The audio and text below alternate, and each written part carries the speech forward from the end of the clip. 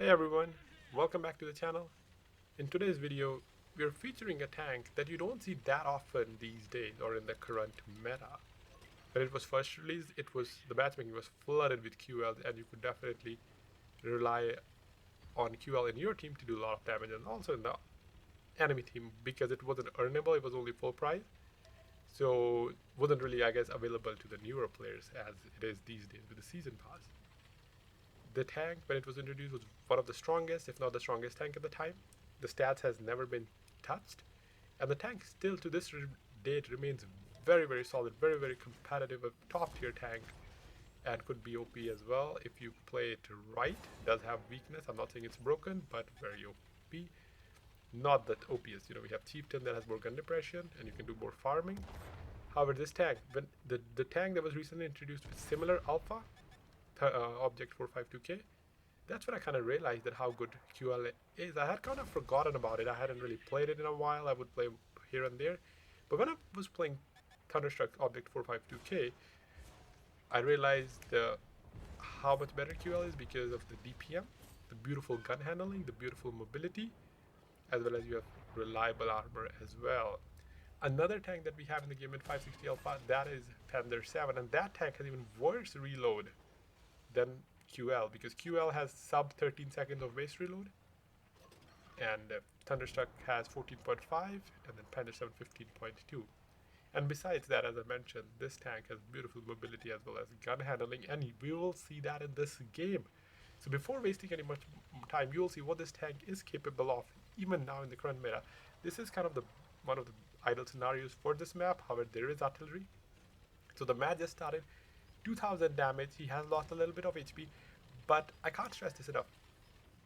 This replay was sent in by Sid Power, and he played this game flawlessly. There has been no mistake. I don't think I could have ever played this well because I get impatient, I lose HP for no reason, and that's not what he did. He played it flawlessly, and you'll see it here. 2600 damage. He's not peeking. If it was me, I would try to peek and get shot, probably by someone at the backside. However, he's not getting greedy, and he's just waiting for enemies teams to peek because he knows there's always someone sitting at K2. So he's making sure that he minimally exposed. Even if he doesn't get the best shots, he still want to keep shooting whoever's in front of him without exposing himself. And this time he did get lucky, putting another shot into 60 TP with 3200 damage. His artillery is also helping him. Another thing about QL, it does have 340 heat. So the tank is not as common, as I said, because it hasn't been really available. It is old, but it was never earnable. But if you are free to play, you can also just grind the tech tree of the WZ1115A that has 490 alpha instead of 560. Everything else is identical or very similar to QL. So you don't have to buy a premium tank to enjoy the experience. You can go with 5A as well. So 3800 damage. The opponent tank was overpeaking. Sid Power retreated, didn't take any damage, and then when Foch pushed, he put a shot into the Foch. 3.5 minutes into the battle, 4400 damage, already looking pretty solid. It is also one of the highest damage games I have seen in QL. Foch seemed pretty overconfident. I guess he forgot and he got shot by this QL twice. Once when he was sniping, and then the other time when he pushed, and I guess he gave up at that point and was taken out by the QL. 60 TP, not peeking, and at this point you'll see he's not trying to peek 60 TP, he just backed up, giving them the illusion that he's backing up, and then they can get confident. Because what happens in these scenarios, if you are sometimes being aggressive, you kind of try to over peek a little bit, they would keep falling back, and then you won't have the advantage to play safely. And that's what I was talking about. He's not peeking, he just stood there waiting for an opportunity. But the tank on his left side, ST2, got a bit overconfident, over peeked, or was exposed and got shot by Yak Panzer. That tank has never been spotted.